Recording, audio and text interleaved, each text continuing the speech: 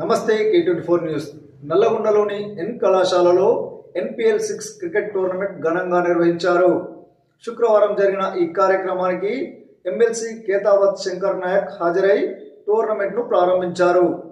Prateek foundation నిర్వహిస్తున్న ఈ పోటీలు చాలా బాగా జరుగుతున్నాయని, క్రీడలు మనలో శాంతి, క్రమశిక్షణ, నాయకత్వం పెంచుతాయని ఎమ్మెల్సీ అన్నారు.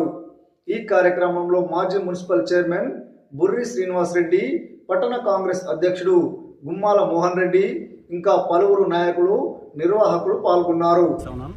ఏదేమైనా చాలా సంతోషకరం. ప్రతీక్ రెడ్డి పేరు మీద ఎన్నో సేవలు, ఆ తర్వాత ప్రతీక్ రెడ్డి ఫౌండేషన్ ద్వారా చాలామంది పేద విద్యార్థులు అందరూ కూడా చదువు కానీ ప్రతి ఒక్కటి కూడా ఆరోగ్యం నిమిత్తే కానీ వాళ్ళందరికీ అంబులెన్స్ కానీ ఇవన్నీ చేస్తున్నందుకు మా గవర్నర్ మంత్రి గారికి అభినందిస్తూ ఉన్నాము.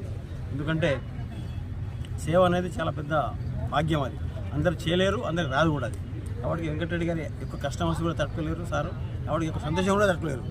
కాబట్టి ఏదేమైనా సరే ఈ సేవ మీద ఉన్న దృక్పథంతో అభినందిస్తూ, అదేవిధంగా ఇక్కడ క్రికెట్ ఏదైతే NPL 6 ద్వారా ఎవరైతే ఆడుతున్నారు వారందరూ కూడా క్రికెట్ క్రీడాకారులందరూ కూడా అభినందన తెలియజేస్తూ ఉన్నాను.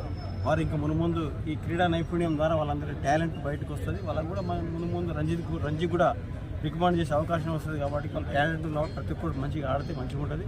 అదేవిధంగా ఇందాక మా మోహన్ రెడ్డి గారు చెప్పినట్టు ఇక్కడ భోజన సదుపాయం, తర్వాత టాలెంట్ రోజు బెస్ట్ ప్రైజ్ ఉంటుంది. కాబట్టి వాళ్ళందరూ వినియోగించుకోవాలి. ఆ తర్వాత నల్గొండ దినదినాభివృద్ధి చెందుతుంది. ఇది మినీ హైదరాబాద్ కావాల్సిన అవసరం ఉంది. ఎందుకంటే బైపాస్ రోడ్డు, ఇప్పుడు గుట్ట మీద రోడ్డు, ఇట్లా చాలా మంత్రి గారు చాలా డెవలప్ చేస్తారు ఇది నల్గొండ. కాబట్టి రోజు మనం ఇక్కడ ఉండి ఇక్కడ ఉన్న హైదరాబాద్ ఉండే వాళ్ళు నల్గొండలో ఉంటేనే బెటర్ అనిపిస్తుంది చాలామంది. ఎందుకంటే నల్గొండ సెంటర్ ఇది, ఇటు పోవడానికి గంట అయితే అటు పోవడానికి గంట అవుతుంది. అన్నిటికీ సెంటర్ ఉంది.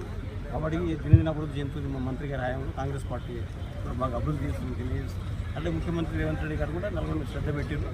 గతంలో చాలామంది అబద్ధాలు ఆడిపోయారు కానీ మనకు ఎవరు పని చేయలేదు. ఇక్కడ మనం తప్పకుండా పనిచేసి చూపిస్తామని చెప్పి